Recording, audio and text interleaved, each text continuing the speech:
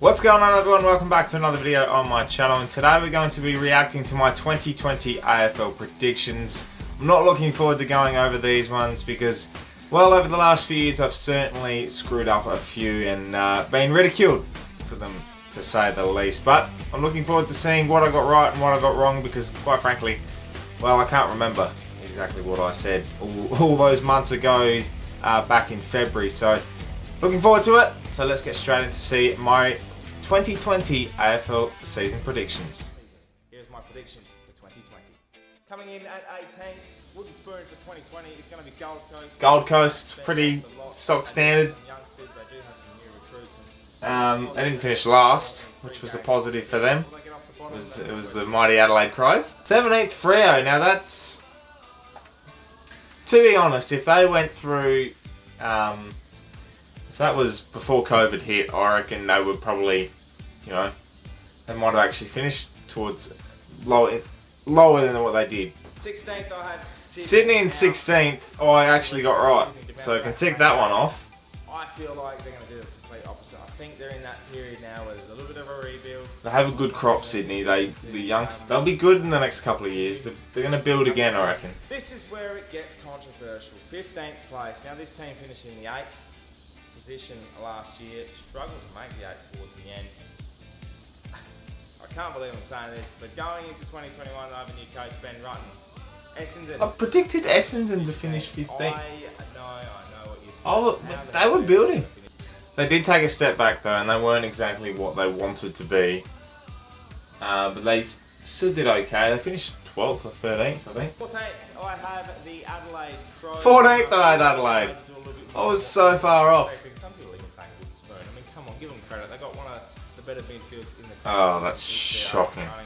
Still got some potent forwards with Tom Lynch and Taylor Walker who could step up. Taylor Walker and Tom Lynch did the square root of nothing this year.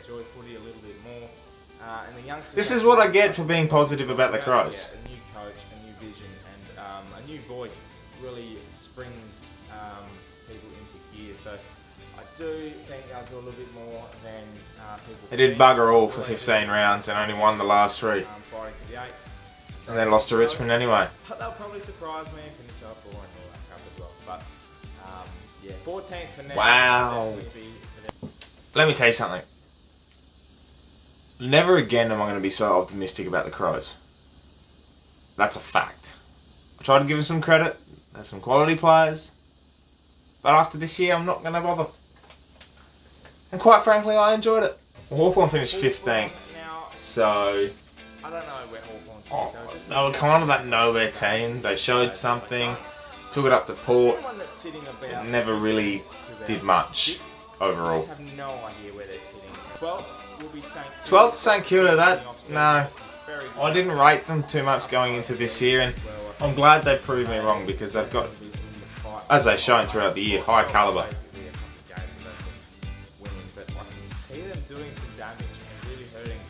They did damage. They did a lot of damage. Top 6. They were fantastic, and they took it right up to Richmond in the semi as well.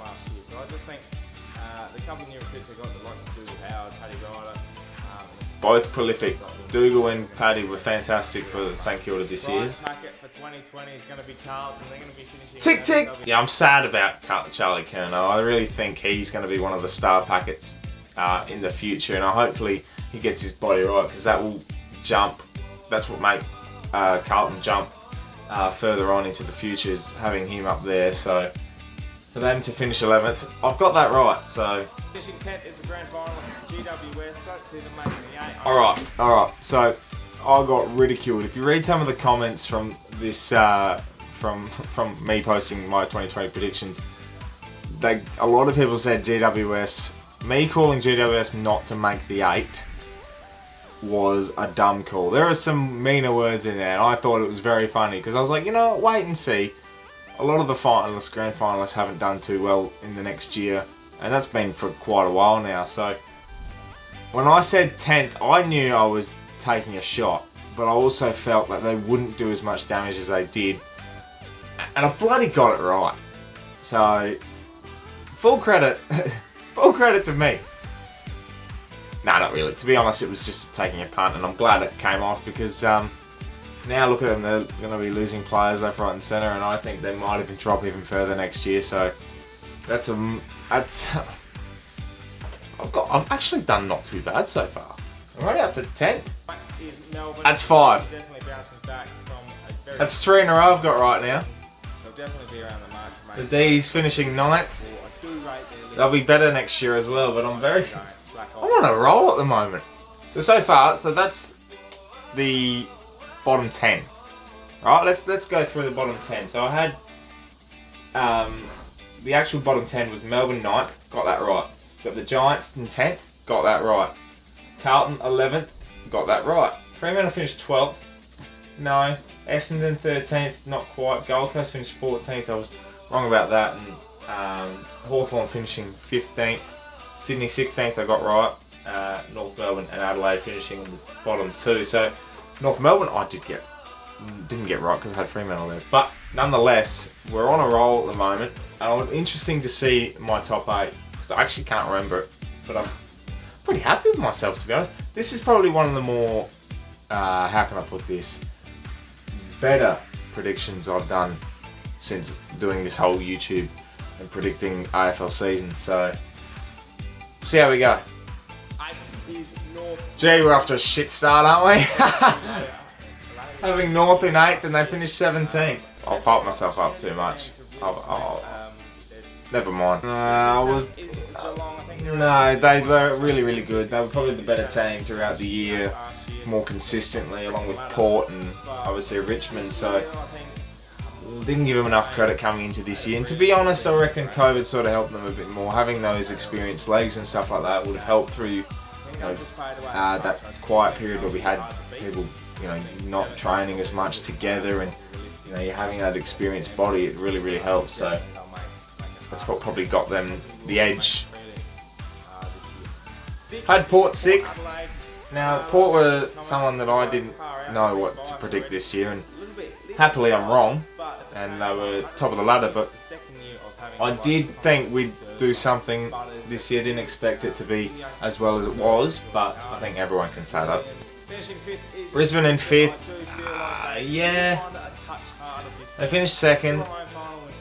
I think I didn't give them a lot of credit coming into this year again. I thought that they'd be around the mark, but weren't going to be as potent, and they were one of the 4 consistent teams throughout the year. The Dogs in 4th, probably a year ahead of their time. I reckon now with the trades and stuff like that, they will jump into that top 4 most likely. So I wasn't expecting them. They were bottoming out earlier on throughout the season, so I'm very pleased to see them jump into the ladder, and unfortunately didn't get past the first finals week, but they'll be back next year. So I'm not disappointed with that prediction. Collingwood were nowhere. They got past West Coast in the first final, which I was very happy about, but I think they're going to be one of the teams that bottom out again next year. I was wrong about them this year. I didn't expect them to be... I thought they'd be right up there, and unfortunately for them, they weren't. Richmond 2nd. They ended up winning the flag, obviously, and they finished 3rd playing the Lions at the Gabba, and they were playing Port, at the Allied Boys. We know what the result was, but that was, yeah. I've created a dynasty. And they'll be there again next year. Here we go, number 1. I think everyone knows who's number 1 going to be. They haven't been mentioned yet. It was so satisfying seeing them lose in the first week. And that's simply because, of the recent history with them in Port. But I thought they'd be a little bit better than what they were. And I'm actually a little surprised that they still finished 5th. They were still really, really good. And their second half of the season was excellent. And playing in Perth at Optus Stadium is really going to obviously give them that edge throughout the season. But they were in trouble early on. But they're too good of a team not to be featuring again next year. And they'll be back. My prediction of who wins the grand final. Who's going to be your premiers for 2020? And it's going to be West Coast. They're going to be premiers, and I tipped West Coast to be premiers. I would have thought, because this is all based on, you're playing your 22 games. All these predictions are done on the fact that we were going to have a normal season, and unfortunately we didn't, but in a sense we did, because it was so unnormal for us with everything that was set up that it became normal. And doing all these predictions, I thought, you know what, we're basing it on a normal season, what's going to happen, 22 rounds, home and away, we're all travelling. And I think certain teams were caught out. And yeah, I'm glad we had the season we did, because I think we appreciate footy a lot more.